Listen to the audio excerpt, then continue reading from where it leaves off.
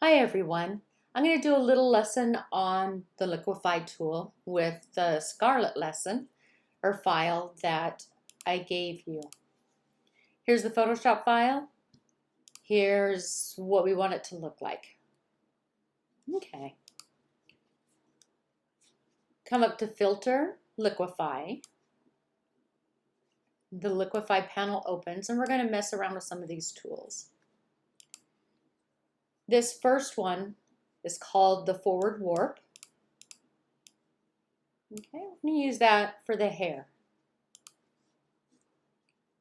The larger the circle, the larger the brush, the more pixels it's going to move around. So I could, move a whole bunch of them. I'm going to Command Z that. Or I could choose a tiny brush and get little itty bitty spots. I'm going to go somewhere in between though.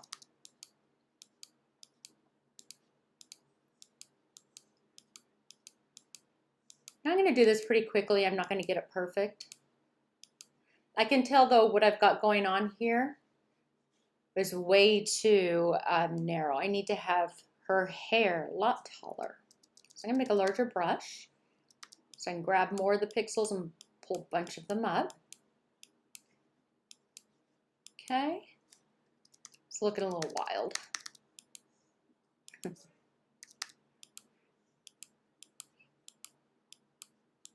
Get that Frankenstein type of hair going on. Okay. Next, let's work on the widow's peak, and that's going to require the pucker tool. Okay, right here, I'm rolling over it. If I click on that, the pucker tool moves pixels towards the center of the brush area. So here's my brush. I'm going to move it to the widow's peak area. Do you see how those pixels are going towards the center? Now I'm going to move it down a little bit and we get that point. If I were to choose the bloat tool, I'm going to put it over her nose. We're going to bloat her nose. It's going to do the opposite.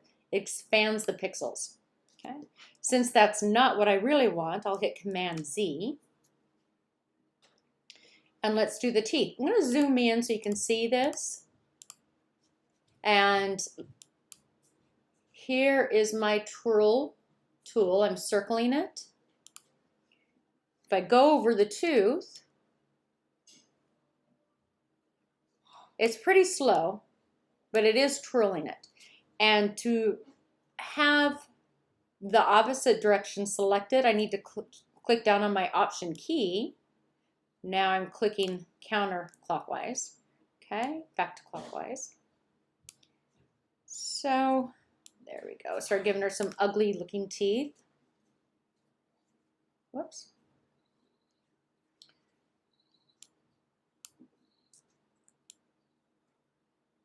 Okay, good enough for now.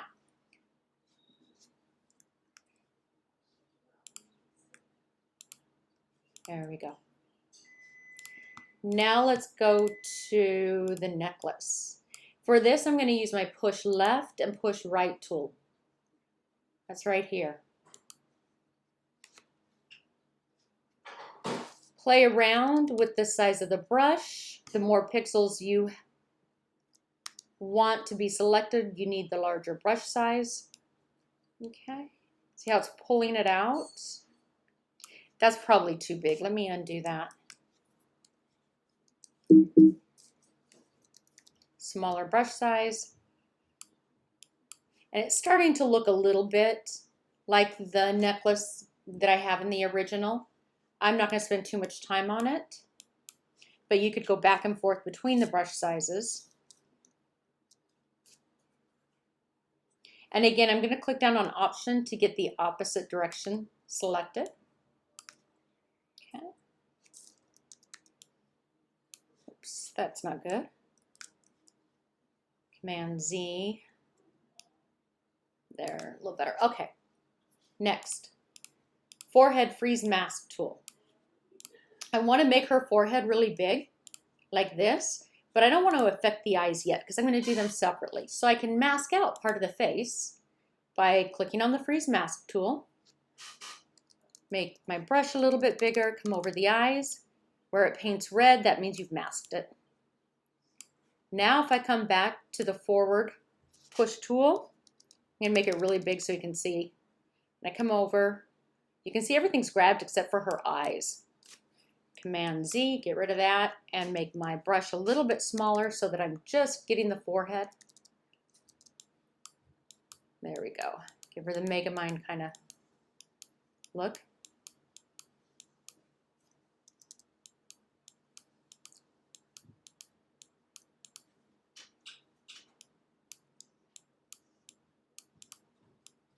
And then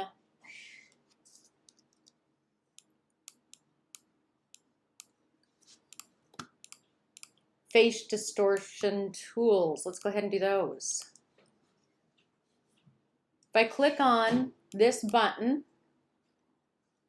that gives me access to this panel. And what I'm doing is, or what it's doing is it's selecting the face so that I can come to this panel and make choices that are going to affect her face. These lines here around her face, that shows me what Photoshop has selected as being the face that I want to change at this moment. So let's go to the eyes. The left eye, it's subtle, but it's smaller. The right eye, making it a little bit larger. In reality, probably there's other tools that would work better for this. The push tool up here to get that real big eye going on. I think that this is probably a little bit better for subtle changes, maybe in real photos. And then I'm going to come down to the eye height. Again, I'm just going for making that left eye a little bit smaller, the right eye a little bit larger. Eye width, same thing. Eye tilt. I don't think I did that on the original, but you can see what happens if you tilt it. I'm going to put it right back in the middle so it remains unaffected. Eye distance, I can put them closer together, further apart. Nose height. It looks like I've made her nose a little shorter here. So that's longer, which is going to be incorrect. Make it shorter. There we go. Width, I don't believe I did much with it. I created this lesson a year or so ago, so. And finally, the face shape. We play around with those. You can see some of the changes that you can get. Give her a longer chin. That's cute. Pardon me. And face width. Then I'm going to come back up here. Oh, I forgot to remove this mask. So there's a thaw mask tool, and you just get rid of the mask with that. Finally, make her eye a little bit bigger.